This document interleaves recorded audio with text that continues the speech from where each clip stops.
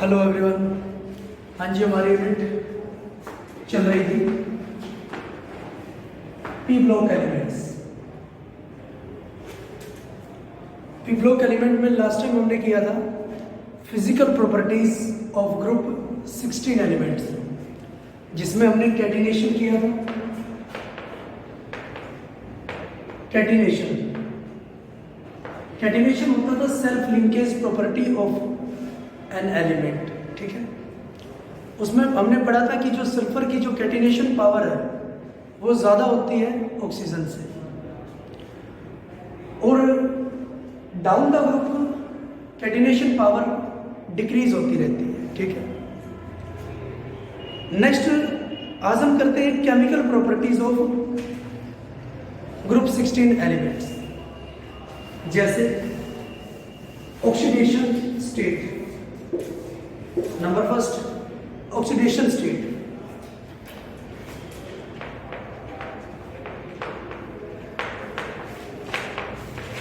Oxidation state group 16 element group 15 element की तरह दो ऑक्सीडेशन स्टेट शो करता है।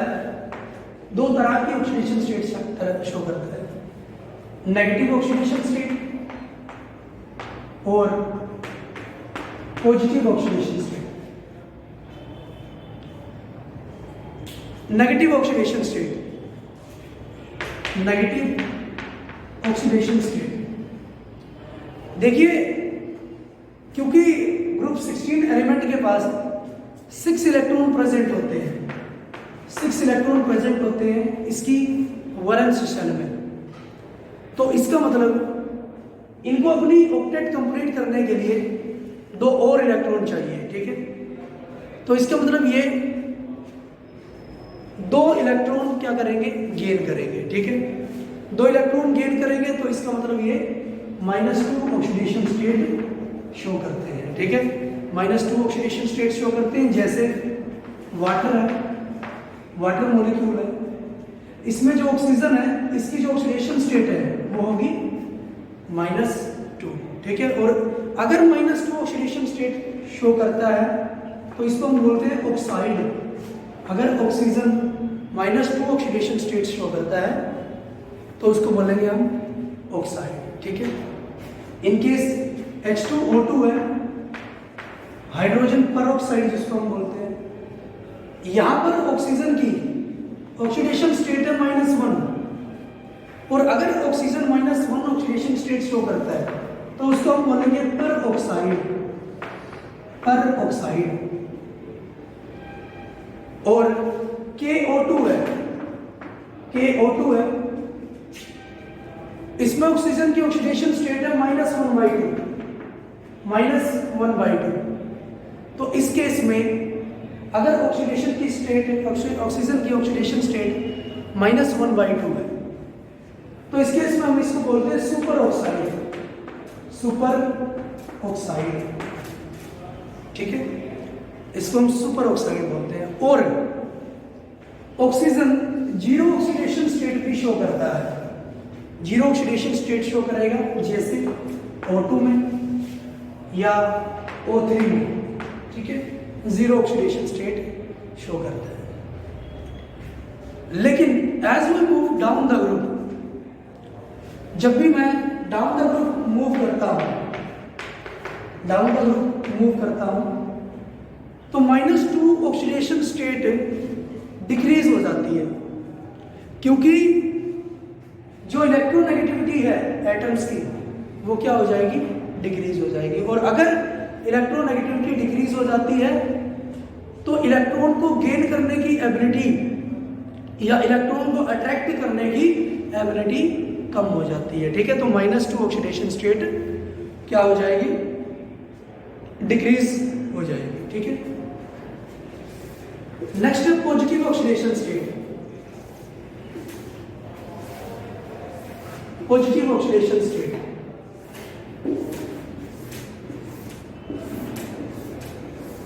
ऑक्सीजन नेगेटिव ऑक्सीडेशन के अलावा पॉजिटिव ऑक्सीडेशन स्टेट भी शो करता है, लेकिन सिर्फ फ्लोरीन मॉलिक्यूल के साथ, फ्लोरीन एटम के साथ, जब वो मॉलिक्यूल बनाता है। जैसे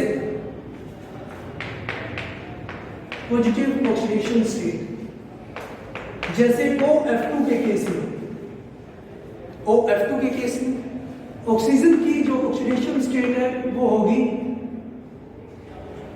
+2 ऑक्सीडेशन स्टेट शो करता है। एंड O2F2 के केस में ऑक्सीजन +1 ऑक्सीडेशन स्टेट शो करता है। ठीक है, सिर्फ फ्लोरीन एटम के साथ मिलकर oxygen positive oxidation state show करता है, बाकी सबके साथ oxygen negative oxidation state show करता है, क्योंकि जो फ्लोरीन है वो ऑक्सीजन से ज़्यादा इलेक्ट्रोनेगेटिव होता है। ठीक है, हाँ जी, जो बाकी जो एलिमेंट्स हैं, ग्रुप 16 एलिमेंट्स हैं, उनके पास वैकेंट d ऑर्बिटल प्रेजेंट होती है, तो इसीलिए वो +6 +4 और +2 ऑक्सीडेशन स्टेट शो करते हैं। ठीक है, due to participation of s electron. ठीक है, s इलेक्ट्रॉन की पार्टिसिपेशन की वजह से। जैसे सल्फर है, सल्फर की जो इलेक्ट्रॉनिक कॉन्फ़िगरेशन होती है वो होगी 3s2 3p4 और इसके पास 3d वैकेंट ऑर्बिटल प्रेजेंट होती है। ठीक है, 3s2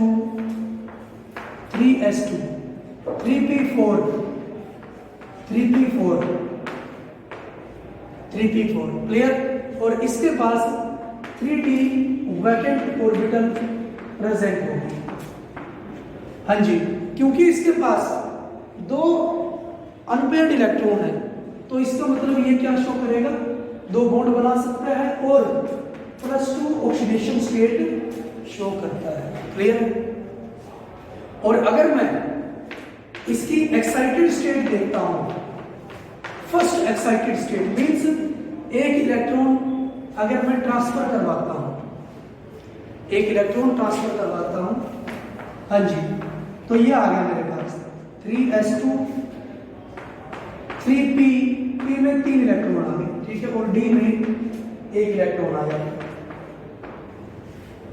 हाँ जी, तो अब क्योंकि 4 अनपेयर्ड इसके पास इलेक्ट्रॉन प्रेजेंट है, तो ये +4 ऑक्सीडेशन स्टेट शो करता है, +4 ऑक्सीडेशन स्टेट शो करता है। ठीक है, अगर मैं सेकेंड एक्साइटेड स्टेट देखता हूं, मींस एक और इलेक्ट्रॉन ट्रांसफर करवा देता हूं d ऑर्बिटल में, सेकेंड एक्साइटेड स्टेट एक और इलेक्ट्रॉन अगर मैं ट्रांसफर करवा देता हूं, तो 3s ऑर्बिटल में 1 इलेक्ट्रॉन बचता है, 3p में 3 इलेक्ट्रॉन बचते हैं एंड 3d में 2 इलेक्ट्रॉन आ गए। ठीक है, हाँ जी, अब मेरे पास 6 अनपेयर्ड इलेक्ट्रॉन प्रेजेंट है, तो इसका मतलब क्या हुआ, ये +6 ऑक्सीडेशन स्टेट शो करता है। ठीक है, तो group 16 element due to vacant d orbital and except oxygen shows +2 +4 and +6 oxidation state. ठीक है, हाँ जी, डाउन द ग्रुप अगर हम बात करते हैं, डाउन द ग्रुप जो स्टेबिलिटी है +6 ऑक्सीडेशन स्टेट की वो डिक्रीज होती है। ठीक है, और +2 और +4 ऑक्सीडेशन स्टेट की जो स्टेबिलिटी है वो इंक्रीज होती है due to inert pair effect. Clear है, due to inert pair effect +6 oxidation state की स्टेबिलिटी क्या हो जाएगी, डिक्रीज हो जाएगी, एंड +2 ऑक्सीडेशन स्टेट की स्टेबिलिटी इंक्रीज हो जाएगी due to inert pair effect. क्यों, इन केस ऑफ टेलुरियम या फिर पोलोनियम जो s इलेक्ट्रॉन है वो ट्रांसफर नहीं किए जा सकते d ऑर्बिटल में। ठीक है, क्योंकि एनर्जी डिफरेंस बहुत ज्यादा आ जाता है। क्लियर है, पहले बात हमारी हो चुकी है। नेक्स्ट हम बोल सकते हैं the compound which exhibit +6 oxidation state act as oxidising agent and in +4 oxidation state act as both oxidizing agent as well as reducing agent। means जो +6 ऑक्सीडेशन स्टेट जो कंपाउंड कैरी करते हैं वो ऑक्सीडाइजिंग एजेंट होते हैं, oxidising agent होते हैं। Clear? क्यों? क्योंकि ऑक्सीडाइजिंग एजेंट क्या होंगे, जो दूसरों को ऑक्सीडाइज करते हैं और खुद रिड्यूस हो जाते हैं। ठीक है, तो +6 वाले दूसरों को ऑक्सीडाइज करके खुद +4 की फॉर्म में आ सकते हैं या +2 की फॉर्म में एग्जिस्ट कर सकते हैं। तो इसको हम क्या बोल सकते हैं, हम क्या बोल सकते हैं, +6 जो कंपाउंड होंगे ऑक्सीडेशन स्टेट वाले वो क्या होंगे, ऑक्सीडाइजिंग एजेंट होंगे। लेकिन जो +4 ऑक्सीडेशन स्टेट वाले कंपाउंड्स होंगे वो ऑक्सीडाइजिंग एजेंट का भी काम करेंगे, ऑक्सीडाइजिंग एजेंट का भी काम करेंगे और रिड्यूसिंग एजेंट का भी काम करेंगे। क्लियर? वो ऑक्सीडाइजिंग एजेंट की तरह भी बिहेव कर सकते हैं और रिड्यूसिंग एजेंट की तरह भी बिहेव कर सकते हैं। क्यों ऑक्सीडाइजिंग एजेंट की तरह बिहेव कर सकते हैं? क्योंकि वो दूसरों को ऑक्सीडाइज करके खुद रिड्यूस हो सकते हैं +2 की फॉर्म में। ठीक है, और रिड्यूसिंग एजेंट की तरह बिहेव करते हैं क्योंकि वो दूसरों को रिड्यूस करके खुद ऑक्सीडाइज हो सकते हैं +6 की फॉर्म में। क्लियर है? तो ये दोनों तरह ही बिहेव करते हैं। ठीक है, हाँ जी, तो ये थी केमिकल प्रॉपर्टीज या फिर ऑक्सीडेशन स्टेट्स। ठीक है, नेगेटिव ऑक्सीडेशन स्टेट भी और पॉजिटिव ऑक्सीडेशन स्टेट भी। ठीक है, हाँ जी, नेक्स्ट हम करते हैं केमिकल रिएक्टिविटी। केमिकल रिएक्टिविटी किस तरह से शो कर सकते हैं? फॉर्मेशन ऑफ हाइड्राइड, सबसे पहले फॉर्मेशन ऑफ हाइड्राइड, हाइड्राइड बनाते हैं ग्रुप 16 एलिमेंट्स, जैसे H2O, H2S, H2SE, H2PE। ठीक है, हाइड्राइड बनाते हैं। हाँ जी, स्ट्रक्चर सबसे पहले तो हम इसका पता लगा सकते हैं अकॉर्डिंग टू वॉसापर थ्योरी। हाँ जी, लोन पेयर H2O मॉलिक्यूल में कितने होंगे, ऑक्सीजन की valency minus charge on surrounding atom by 2, तो इसके पास होंगे 2 लोन पेयर। ठीक है, एटम अटैच है इसके पास दो हाइड्रोजन एटम इसके पास अटैच है। ठीक है, तो स्टीरिक नंबर होगा lone pair plus atom attach 4, इसका स्टीरिक नंबर होगा। हाँ जी, sp3 हाइब्रिडाइजेशन होगी जिसको मैं टेट्राहेड्रल ज्योमेट्री बोलता हूँ, टेट्राहेड्रल। क्लियर है? तो इसका मतलब मैं बोल सकता हूँ जो वाटर मॉलिक्यूल है उसके पास 2 लोन पेयर प्रेजेंट होंगे और 2 बॉन्ड पेयर प्रेजेंट होंगे। क्लियर है? और वी शेप्ड भी मॉलिक्यूल इसको बोल सकता हूँ क्योंकि शेपिंग में लोन पेयर काउंट नहीं होते। ठीक है, हाँ जी, एज इट इज होगा H2S हाइड्रोजन सल्फाइड। ठीक है, H2SE सिलीनियम हाइड्राइड मैं बोल सकता हूं। हाँ जी, तो अगर मैं बॉन्ड एंगल की बात करता हूं, बॉन्ड एंगल की बात अगर हम करते हैं, हमें पता है कि जो बॉन्ड एंगल है वो डायरेक्टली प्रोपोर्शनल होता है electronegativity of the central atom. ठीक है, सेंट्रल एटम की जितनी ज्यादा इलेक्ट्रोनेगेटिविटी होगी बॉन्ड एंगल उतना ही ज्यादा होगा, directly proportional to electronegativity of central atom और इनवर्सली प्रोपोर्शनल होता है इलेक्ट्रोनेगेटिविटी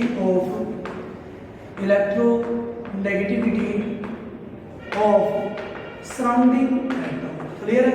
हाँ जी, यहाँ पर तो सराउंडिंग एटम तो क्या है, सेम है, लेकिन सेंट्रल एटम क्या है, सेंट्रल एटम डिफरेंट है। तो ऑक्सीजन सबसे ज्यादा इलेक्ट्रोनेगेटिव है, सल्फर से भी सिलीनियम से भी। ठीक है, तो बॉन्ड एंगल वाटर का ज्यादा होगा H2S से और H2SE से। ठीक है, इसको एक्सप्लेन भी कर सकते हैं क्योंकि ऑक्सीजन सबसे ज्यादा इलेक्ट्रोनेगेटिव है, तो ये क्या करेगा, इलेक्ट्रॉन को, ये बॉन्डेड इलेक्ट्रॉन है, ये जो शेयर्ड इलेक्ट्रॉन है अपनी तरफ खींच के रखेगा। ठीक है, इन शेयर्ड इलेक्ट्रॉन्स को ये शेयर्ड इलेक्ट्रॉन भी ऑक्सीजन की तरफ लाई करेंगे और ये वाले शेयर्ड इलेक्ट्रॉन भी ऑक्सीजन की तरफ लाई करेंगे, जिससे इलेक्ट्रॉन रिपल्शन ज्यादा हो जाएगी और ये क्या हो गए, सेपरेट हो जाएंगे और बॉन्ड एंगल बढ़ जाएगा, ज़्यादा हो जाएगा। क्लियर है? हाँ जी। नेक्स्ट प्रिपरेशन, कैसे हम प्रिपेयर कर सकते हैं हाइड्राइड्स को।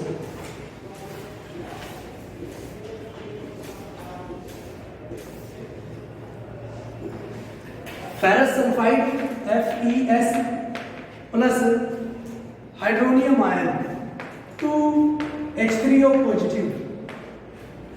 हाँ जी, ferrous ion Fe positive 2 plus H2S hydrogen sulphide plus H2O, clear, 2H2।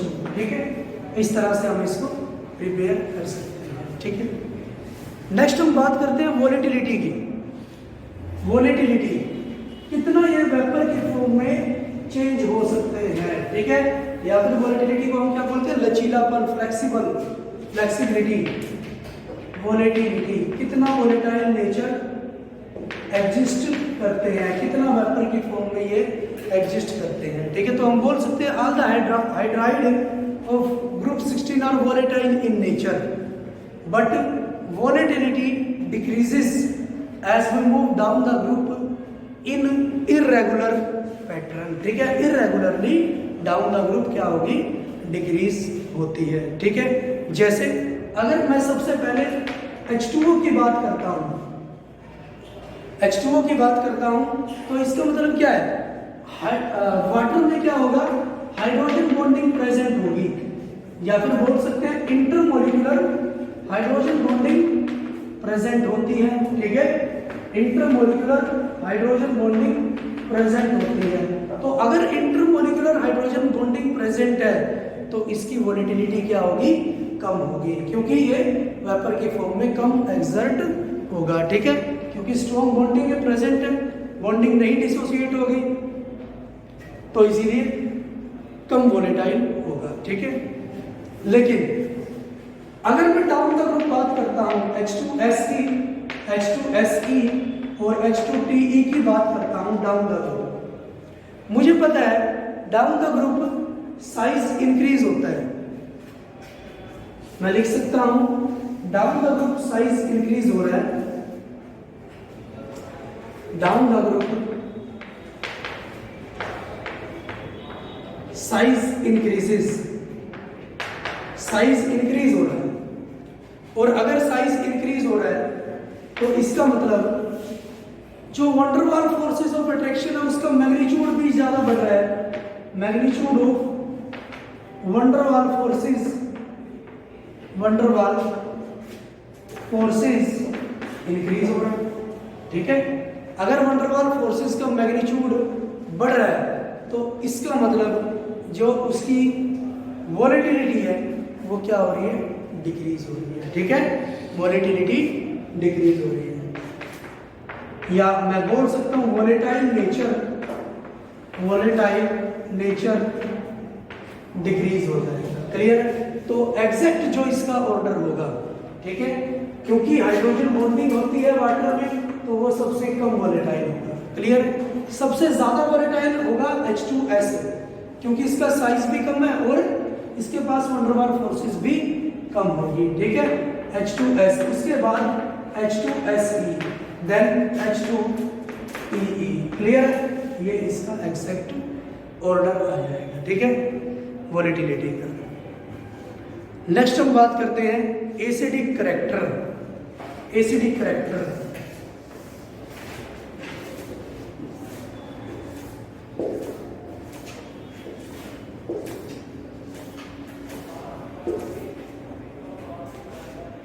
Acidic character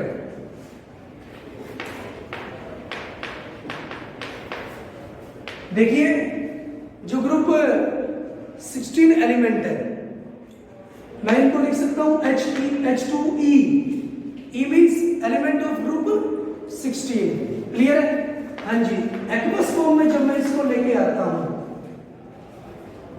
तो ये H ion, H positive ion release कर देते हैं। ठीक है, और बच गया है He नेगेटिव। क्लियर है? और जो H आयन रिलीज करता है वो क्या होता है, एसिडिक होता है। ठीक है, वो क्या होगा, एसिडिक होगा। तो इसका मतलब फर्दर अगर मैं एक्वस फॉर्म में इसको लेता हूं तो ये एक और H आयन रिलीज कर देते हैं, ठीक है, E-2 एक और H आयन रिलीज कर देते हैं।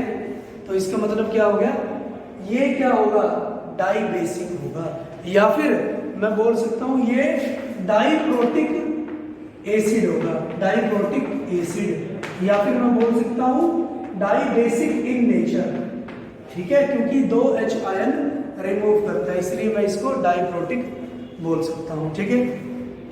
हाँ जी, जो एसिडिक स्ट्रेंथ है या एसिडिक कैरेक्टर है ग्रुप 16 हाइड्राइड्स का, वो डाउन द ग्रुप क्या होगा, इंक्रीज होता है, ठीक है। जैसे अगर मैं बात करता हूं H2O, H2S, H2SE, H2TE, down the group मुझे पता है हाइड्रोजन 1s का एलिमेंट है और ऑक्सीजन सेकंड पीरियड का एलिमेंट है, तो दोनों ही क्या है, स्मॉलर साइज है। और अगर दोनों का स्मॉलर साइज है या फिर लगभग सेम साइज है तो उनके बीच ओवरलैपिंग भी अच्छी होगी, और ओवरलैपिंग अच्छी होगी तो वो इजीली डिसोसिएट नहीं होंगे, और अगर इजीली डिसोसिएट नहीं होंगे तो वो easily H positive ion release नहीं करेगा, ठीक है। और अगर रिलीज नहीं करेगा तो ये कम एसिडिक होता है, ठीक है। तो मैं लिख सकता हूं down the group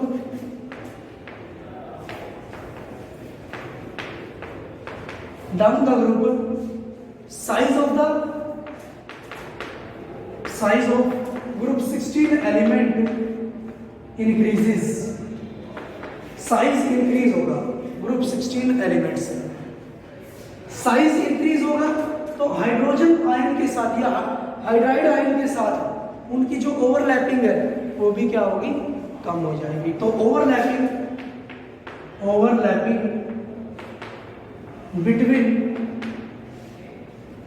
hydrogen atom and group 16 element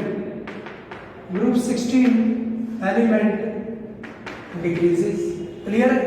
overlapping क्या हो जाएगी, डिक्रीज हो जाएगी। और अगर ओवरलैपिंग डिक्रीज हो गई, ओवरलैपिंग अगर डिक्रीज हो जाती है तो इसका मतलब बॉन्ड इजीली हम डिसोसिएट कर सकते हैं, ठीक है। तो इजीली डिसोसिएशन ऑफ